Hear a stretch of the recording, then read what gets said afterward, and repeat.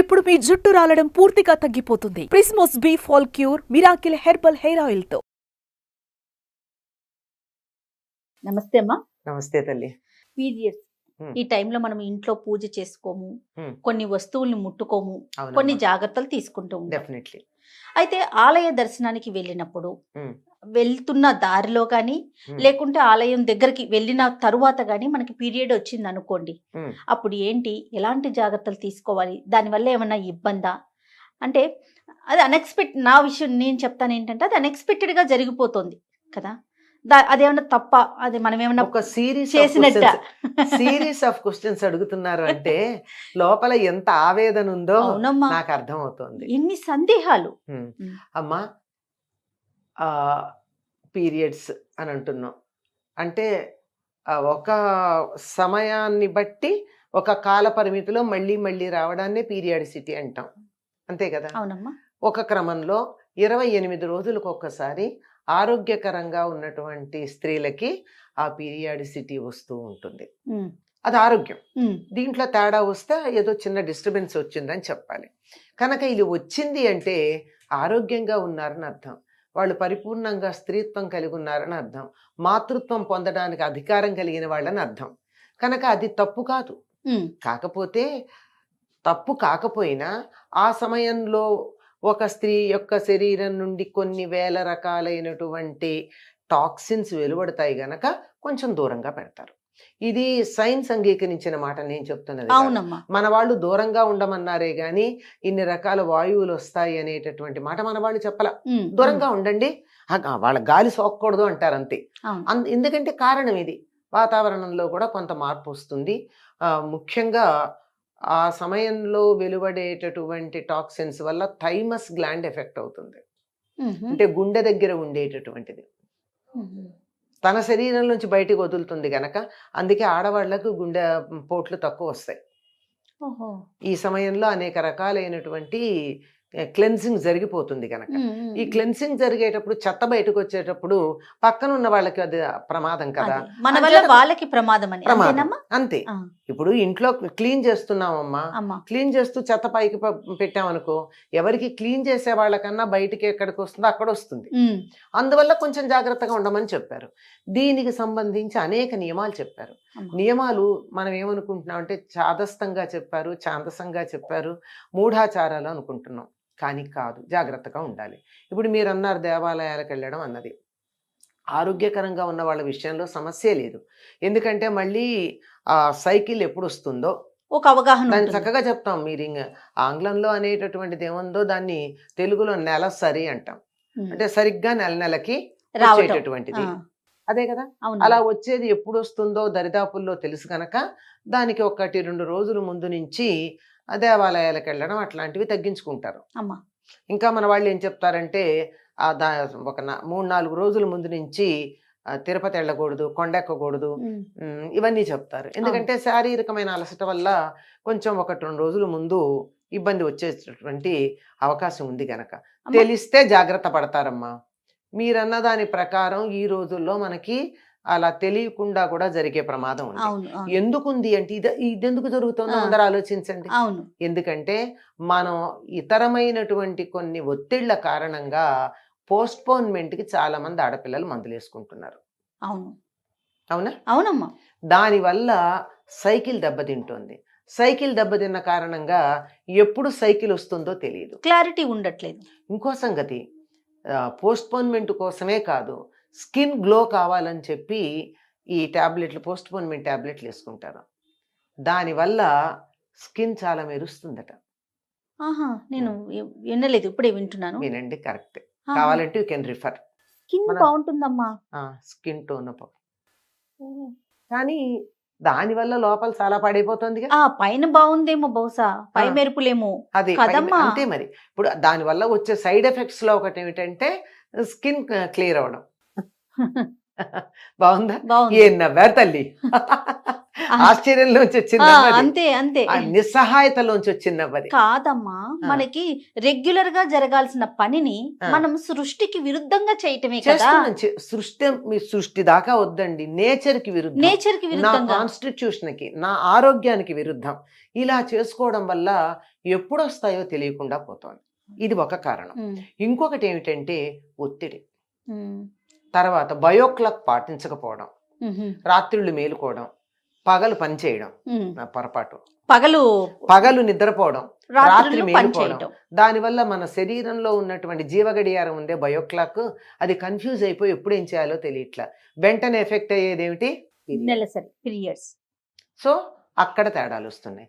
మనకి రాకుండా ఉండడానికి జాగ్రత్తలు ఏమిటో నేను చెప్పాను ఇప్పుడు. అమ్మా, ఇప్పుడు మనం ఏదో తీర్థయాత్రలకు వెళ్ళాం, గుడికి వెళ్ళాం, మొక్కు తీర్చుకోవాలనుకున్నాం, వ్రతం చేయాలనుకుంటున్నాం, ఏదో ఇంట్లో పిల్లలకి ఏదో చేయాలనుకుంటున్నాం, అన్ని ముహూర్తం బాగా కుదిరింది, అమ్మా, ఏదో అమ్మాయి పెళ్ళో ఇంకోటో ఏదో అనుకుంటాం.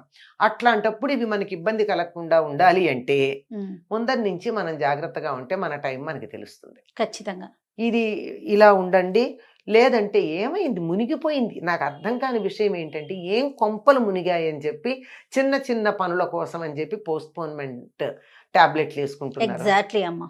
దానివల్ల ఏం జరుగుతుంది, ఆఖరికి మనకి ఏం చెప్తున్నారు, మీకు తుమ్ము వస్తే ఆపుకోవద్దంటున్నారే, దగ్గు వస్తే ఆపుకోవద్దంటున్నారే.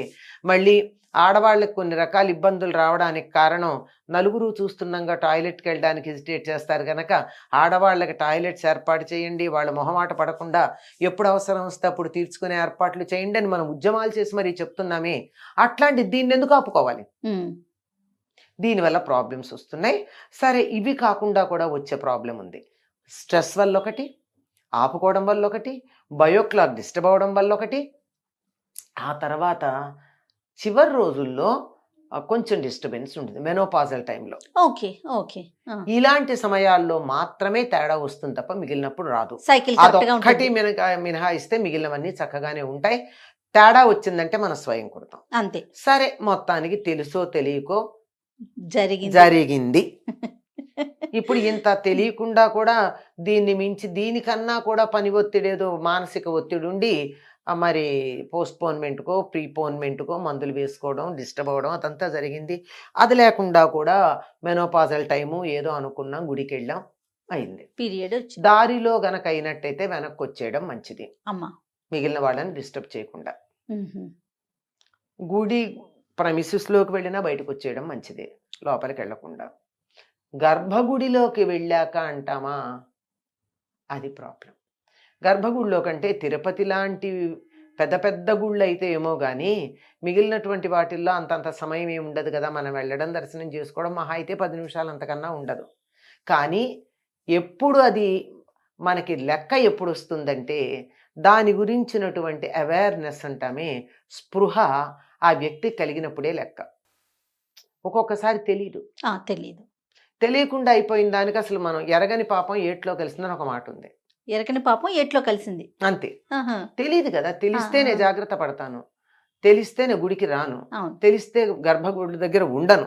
కానీ నాకు తెలియకుండా అయింది, ఐఎమ్ అన్అవేర్ ఆఫ్ ఇట్. అంచేత అది దోషం కాదు. The moment you are aware of it, అక్కడి నుంచి తప్పుకుని యువతలకు వచ్చేయాలి. వీలైనంత వరకు దారిలో ఎవరిని తగలకుండా, వీలైనంత వరకు అండర్లైన్ చేసుకోండి. Right right. ఇక్కడ మిస్ అవుతున్నాం మనం. ఈ వీలైనంత వరకు అన్న దాన్ని మిస్ అయిపోవడం వల్ల మూఢాచారాలు అవుతున్నాయి. కరెక్ట్ అమ్మా, కరెక్ట్ కదా. బయటకు వచ్చేయాలి.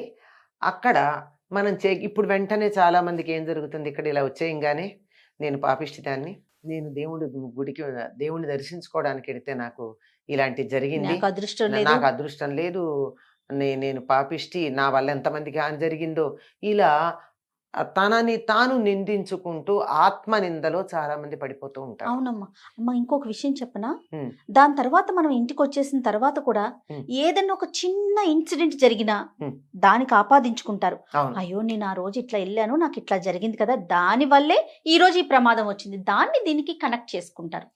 అది మనకి సంబంధించినంత వరకు అయితే కూడా ఓకే. కొంత వేరే మన ఫ్యామిలీలో ఎవరికి జరిగినా అక్కడ నేను అట్లా చేశా కదా, అందుకే కావాలని చేసావా, కావాలని చేస్తే అవుతుంది.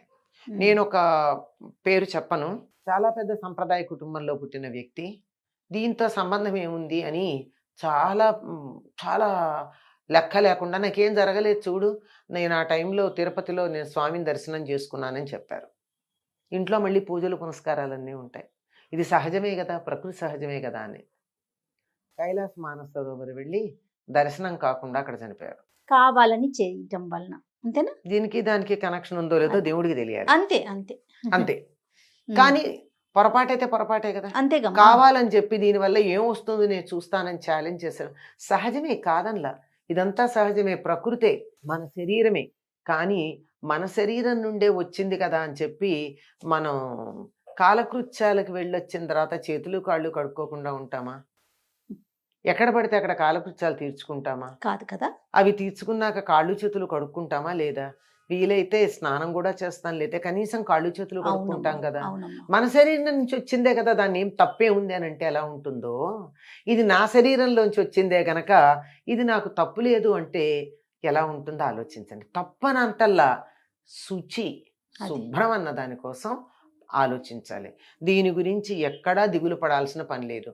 ఒకవేళ వచ్చినా అక్కడ అది నేను కావాలని చేయలేదు కదా, నాకు తెలిసి నేను చేయలేదు కదా, ప్రకృతి అక్కడ చేసింది కదా. అందువల్ల దాని గురించి బాధపడక్కర్లేదు. మహా అయితే ఏ ఆలయానికి వెళ్ళినప్పుడు ఇది జరిగిందో మనం బయటకు వచ్చేస్తాం కదా, వచ్చి స్నానాధికాలు చేస్తాం కదా, అన్నీ పూర్తయ్యాక మళ్ళీ వెళ్ళి దర్శనం చేసుకుని, ఒకవేళ నాకు తెలియకుండా జరిగిన దానివల్ల ఏదన్నా చిన్న దోషం అయ్యి ఉంటే నువ్వు దయాద్ర హృదయుడు గనక నన్ను క్షమించమని నమస్కారం పెట్టుకుని అక్కడికి వదిలేసేయండి. దాన్ని ఇంటికి తీసుకురావడం కొనసాగించడం లాంటివి చెయ్యాల్సినటువంటి పని లేదు. అనుకోకుండా దీనికి సంబంధించి చౌడేశ్వరి దేవికి సంబంధించి ఇతివృత్తం కూడా ఒకటి ఉంటుంది. ఇక్కడి నుంచి ఒకళ్ళు రాజులు వెళ్ళి అక్కడ కాశీలో ఏదో చేస్తూ ఉంటే అక్కడ వాళ్ళ ఆడవాళ్ళకి మధ్యలో ఎవరికో వచ్చిందట. మరి అక్కడ యజ్ఞకుండంలో కూర్చుని చేస్తూ ఉండగా అలా అవుతున్నప్పుడు వాళ్ళు గమనించుకోవడం కూడా అవ్వలేదు. తీరా చేస్తే అది వచ్చేసి కొంచెం సేపు అయిపోయింది వీళ్ళు గమనించేటప్పటికి. దాంతో దోషమైందనుకున్నారు కదా. అప్పుడు తెలియకుండా జరిగిందని చెప్పి అక్కడ ఉన్నటువంటి కాశీ పండితులు దానికి పరిహారంగా ప్రాయశ్చిత్తం చాలా చేశారని, దానికి ఫలితంగానే ఇక్కడికి వాళ్ళకి ఇబ్బంది అయినప్పుడు ఆ రాజు ఇక్కడ వాళ్ళకి ఆశ్రయం ఇచ్చాడని, అక్కడంతా చౌడేశ్వరి దేవికి ఆలయం కట్టించి వాళ్ళు తమతో పాటు చౌడేశ్వరి దేవిని తెచ్చారని, అప్పటి నుంచి మన ప్రాంతంలో చౌడేశ్వరి దేవి పూజలు ప్రారంభమయ్యాయని మనకి చరిత్ర చెప్తోంది. వాళ్ళని నందవరీకులు అంటారు. ఇప్పుడు అన్నమయ్య వారు నందవరీక వంశానికి చెందిన వాళ్ళు. ఎందుకంటే ఇట్లా తెలియకుండా జరిగితే పరిహారాలు ప్రాయశ్చిత్తాలు ఉంటాయి, తెలిసి చేసిన దానికి ఉండవు. దాని గురించి బాధపడక్కర్లేదు. మనకి తెలిసి చెయ్యకూడదు, దానికి ముందు జాగ్రత్తలు తీసుకోవాలి. అనుకోకుండా జరిగితే మాత్రం పశ్చాత్తాపాన్ని మించినటువంటి పరిహారం మరొకట్లేదు. పశ్చాత్తాపం అంటే జీవితం అంతా ఎడక్కర్లా. ఇంకా ఏదో 90 ఏళ్ళు వచ్చా కూడా నేను ఇంకా పశ్చాత్తాపడుతున్నాను అని అక్కర్లేదు. అక్కడికక్కడ తెలియకుండా జరిగిన దానికి దీనికి సంబంధించి మన వాళ్ళు ఒక వ్రతం కూడా చెప్తారమ్మా. ఎందుకో నాకు ఆ వ్రతం అంత నచ్చదు, కానీ తప్పదు. లక్షవత్తులు ఋషి పంచమి వ్రతం అని చెప్పి ఆడవాళ్ళు చేస్తూ ఉంటారు. ఆడవాళ్ళు అంటే ఇందులో భర్త కూడా కూర్చుంటాడు పక్కన. ఇవి ఏమిటంటే తెలియకుండా జరిగినవి ఉంటే పరిహారం జరుగుతుంది అని చెప్తారు. అంటే తెలియకుండా జరుగుతాయి.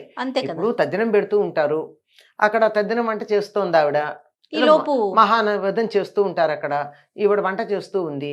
వంట చేస్తూ ఉండగా అనుమానం వచ్చింది. బయటకు వచ్చి చూసుకునేటప్పటికి ఉంది. అది 5-10 నిమిషాల క్రితమే స్టార్ట్ అయ్యి ఉంటుంది.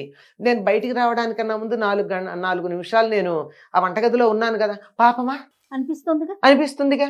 అట్లాంటివి ఏమన్నా ఉంటే పోతాయట. అలాంటివి ఉంటే. కానీ నిజానికి ఇంట్లో నాకు మా పెద్దవాళ్ళు చెప్పినటువంటి మాట ఏమిటంటే, నీకెప్పుడు స్టార్ట్ అయింది అన్నది కాదు, నీ whenever you are aware and you notice, అప్పటి నుంచి అప్పటిదాకా లేదంట. ఇలాంటి చిన్న చిన్న విషయాలు పెద్దవాళ్ళు వీటికి సంబంధించిన ధర్మ సూక్ష్మాలు ఎన్ని చెప్పారో. Every situation is different from another one. కనుక అవి తెలుసుకోండి. ఎవ్వరు ఏ విషయంలో కుంగిపోవాల్సిన పని లేదు, బాధపడాల్సిన పని లేదు, ఎవరిని కాదు, ఎవరిని మీరు తప్పు పట్టాల్సిన పని లేదు. ఇది వ్యాలిడ్ పాయింట్ మా. నా సంగతి నేను పట్టించుకోను, కానీ నువ్వు చేస్తే మాత్రం అమ్మా నువ్వు ఇప్పుడు బయటకు వచ్చావు కదా, నువ్వు 5 నిమిషాల క్రితమే అయ్యి ఉంటుంది కదా నీకు, నువ్వు చూసావా మొత్తం అంతా చెడగొట్టావని నేను అనకూడదు. మనని మనం కానీ మనం ఇతరులను కానీ తప్పు పట్టవలసిన పని లేదు. అన్నిటికన్నా మించి ఆత్మసాక్షి ఒకటి ఉంది. కరెక్ట్ అమ్మా, కరెక్ట్. కానీ కావాలని చేయకూడదు.